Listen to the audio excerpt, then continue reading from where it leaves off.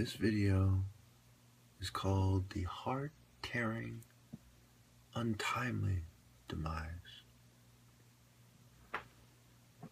of a Transcendent Hero who will always be wise. A transcendent hero who was the bell that rings the loudest when it comes to transcendent heroes. Now, when you're a good person, you value that goodness in yourself and others. It never fails. I would assert that when you're a good person, you value goodness. And when you place value on something and you see yourself as having that something, whether you do or not, it boosts your self-esteem.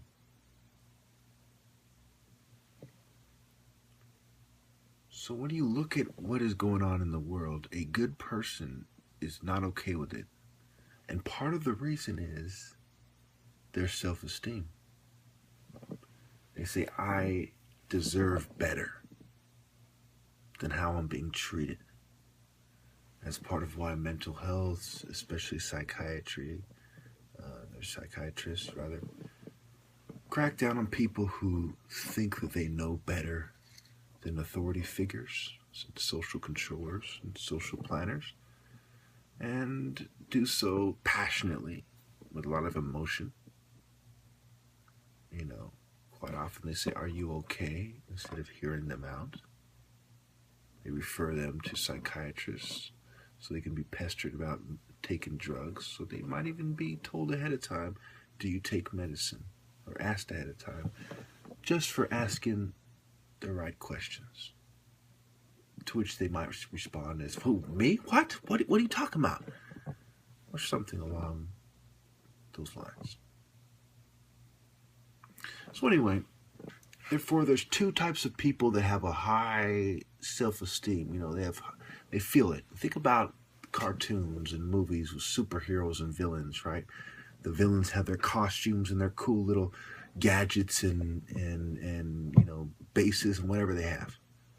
And so do the superheroes. They have a certain self-esteem, whether you see it there or not. Here comes Superman, or whatever. You see what I mean? And even when you look at humble martial artists, it's there as well. This idea that I am one with nature, you know, or with God, or I am one with the martial arts. It's become a part of me, right? Once those of us who are truly martial artists, who adhere to the moral code,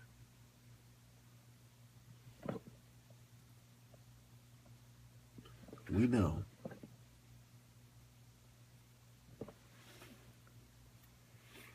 another way to look at it is the words. People say men have their balls in their word, right?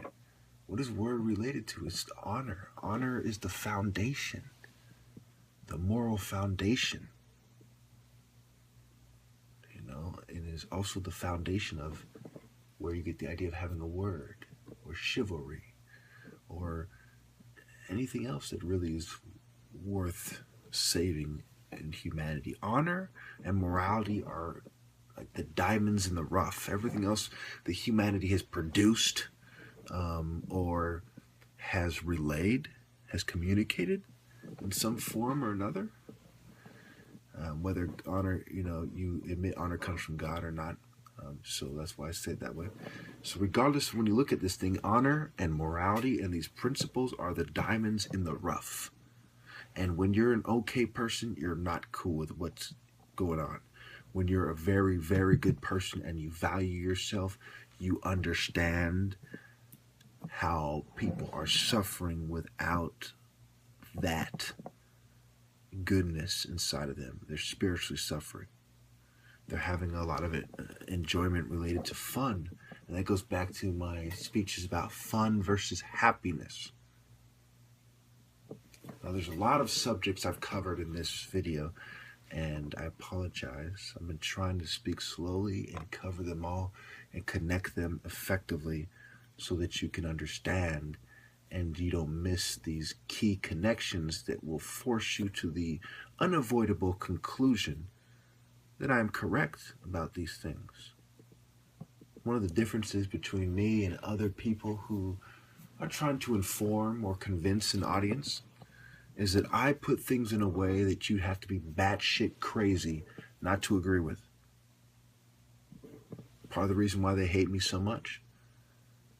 And I also put things in a way that makes someone question if they're a good or bad person. It makes a lot of people feel moved to do the right thing.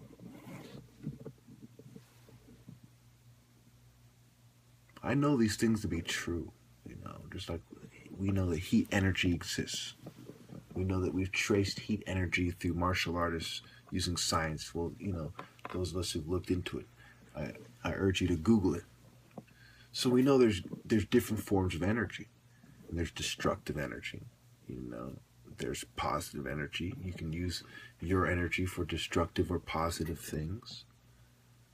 And we see a lot of energy and effort being exerted and used toward doing very bad things.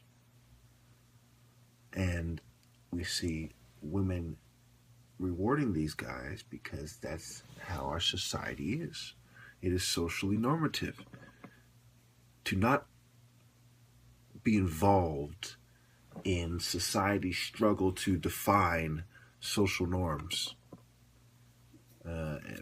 The people versus the governing class, for instance. There are many different struggles going on at the same time to define social norms in certain places, in general, and what have you. So to not get involved is a big mistake, because then your daughters, your descendants, your friends, and what have you, they all start doing the wrong thing because they want to fit in. And we go to work, and they you're dealing with social norms. When you go to the grocery store, when you have dinner with your family, when you go on a date, when you ask somebody on a date, and on and on. So social norms can really hinder your progress. I talk about network and net worth and throwing out your net. There's different aspects and different levels of being left out, counted out.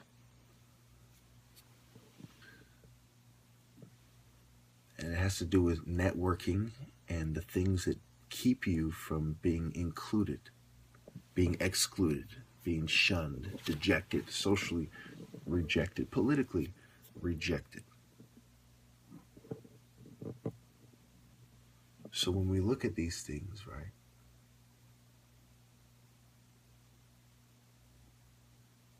you got to ask yourself, what kind of a person are you really? This is why, to me, the pursuit of virtue and honor are so great that I am going to die soon. I'm overdue. It'll come eventually. Resisting these evil people. And I have women. I see women all the time saying things like, they want a guy with money and all this stuff who pursues wealth, and they'll use words like ambitious. They'll call themselves sapiosexuals, or however you say it. And I cover that as well. It's very sad, It's very sad. So, I'll meet my untimely death. Remember, this is what society rolled with. It's what the governing class ordered. All the evil scum rolled with it, I guess we're going to have to render unto the evil scum the entire planet in control of anyone who's left in it, and let it play out, unhindered, unchallenged, where people are going to just be suffering if they do the right thing more and more.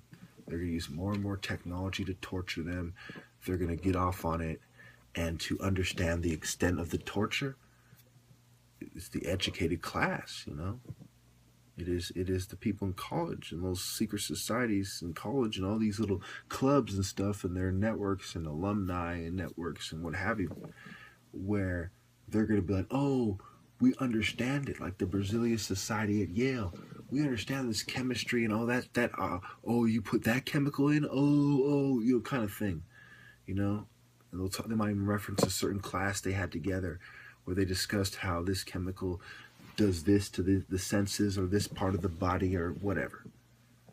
You see what I'm saying? And it's advancements in chemistry, it's advancements in pharmaceuticals, chemical warfare, biological warfare, germ warfare. There's so many levels of this stuff, and it is disgraceful.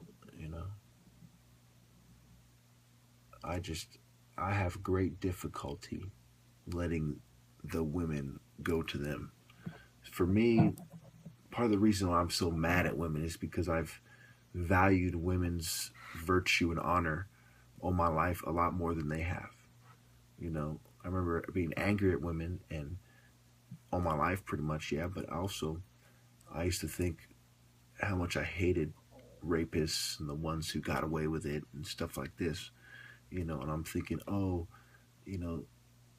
they got to enjoy themselves and fucking do this horrible thing and they get away with it. Now I used to be very mad about it, and I played Tupac, Keep Your Head Up and stuff like this, right? Now,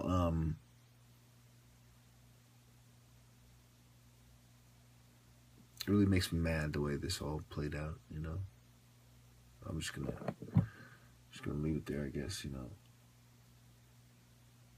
because to let them go, it's one thing to let go of the material goods, you can get it again, you can find another way to, but to lose the women, their minds, their hearts, their souls to the system, there's no words for it, man. There's no words for it. When you think about what a warrior defends, right? What is there? There's land, there's goods, there's food, then there's your family, right? So you lose the women and the ability to reproduce for your descendants who are raised with your moral philosophy, your sacred morality. They make it hard for them to get an attractive woman in the future, right? That's how it's designed. So you're losing the women of this generation. It's like they've been all taken away to be fucking raped by every conformist coward,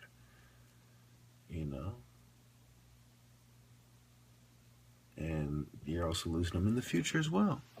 So you look at these things, right? These are these people's philosophies, and they twist it and they pretend like it's not what it is. They are cowards. I'm brave. People like me, uncontrolled revolutionary, brave. They are, conformists. I'm a non-conformist, which is part of, being the coward. Is a conformist lacking conviction and courage. They are selfish. I am selfless. They are shallow. I'm deep. They are materialistic. I'm spiritual.